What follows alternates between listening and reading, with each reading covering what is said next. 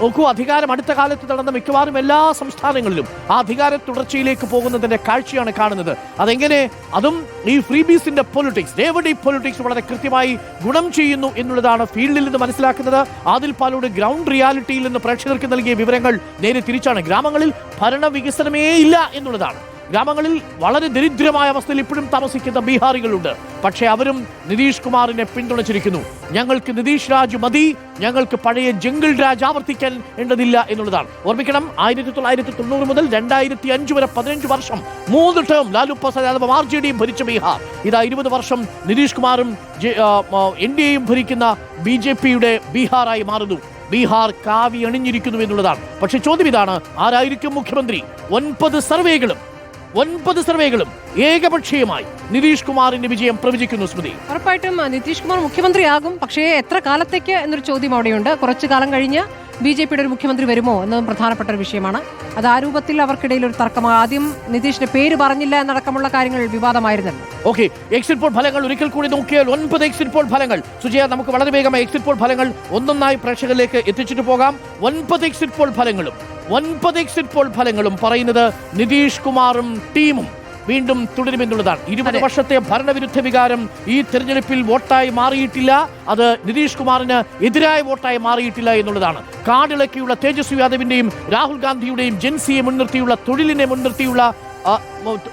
മുൻനിർത്തിയിട്ടുള്ള വലിയ ക്യാമ്പയിനുകൾ ഫലം കണ്ടിട്ടില്ല എന്നുള്ളതാണ് ഇപ്പോൾ നമുക്ക് മനസ്സിലാക്കാൻ സാധിക്കുന്നത്. നമ്മൾ എല്ലാ എക്സിറ്റ് പോളുകളും ഒരുമിച്ച് നോക്കി പോകാം. സുജയ, അതെ, മാട്രിക്സ് IANS എക്സിറ്റ് പോൾ അനുസരിച്ച് NDAക്ക് 147 മുതൽ 167 വരെ സീറ്റുകൾ കിട്ടുമെന്നുള്ള പ്രവചനം വരുന്നു. ഇന്ത്യ മുന്നണിക്ക് 70 മുതൽ 90 വരെ സീറ്റുകൾ. JSP അക്കൗണ്ട് തുറക്കുന്നില്ല. ജൻസുരാജ് പാർട്ടി. പീപ്പിൾസ് പൾസ് 133 മുതൽ 159 വരെ സീറ്റുകൾ NDA നേടുമെന്ന് പ്രവചിക്കുമ്പോൾ ഇന്ത്യ മുന്നണിക്ക് 75 മുതൽ 101 വരെ സീറ്റുകൾ. ജൻസുരാജ് പാർട്ടി 0 മുതൽ 5 വരെ എന്നുള്ളതാണ്. ചാണകയിലേക്ക് വന്നാൽ 130 മുതൽ 138 വരെയാണ് ഇന്ത്യ മുന്നണിക്ക് പറയുന്നത്. 100 മുതൽ 108 വരെ ഇന്ത്യ മുന്നണിക്കും 130 മുതൽ 138 വരെ NDAയ്ക്കും അറിയുന്നു. ജൻസുരാജ് പാർട്ടി അക്കൗണ്ട് തുറക്കുന്നില്ല. ടൈംസ് നൗവിലും 135 മുതൽ 150 വരെ സീറ്റുകൾ NDAയ്ക്ക് പറയുമ്പോൾ 88 മുതൽ 103 വരെയാണ് ഇന്ത്യ മുന്നണിക്ക്. ജൻസുരാജ് പാർട്ടി ഒരിടത്ത് ജയിക്കുമെന്ന്.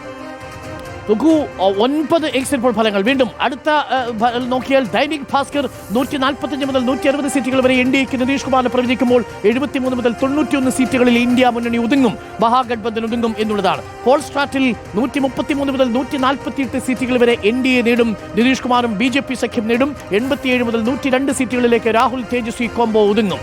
പീപ്പിൾസ് ഇൻസൈറ്റിൽ 135 മുതൽ 148 സീറ്റുകൾ വരെ NDA നിതീഷ് കുമാറും ടീമും നേടും. 87 മുതൽ 102 സീറ്റുകളിലേക്ക് രാഹുൽ ഗാന്ധിയും തേജസ്വി യാദവും ഒതുങ്ങും. പി മാർക്കിൽ 142 മുതൽ 162 സീറ്റുകൾ വരെ നേടിയേക്കാം നിതീഷ് കുമാറും BJP സഖ്യം.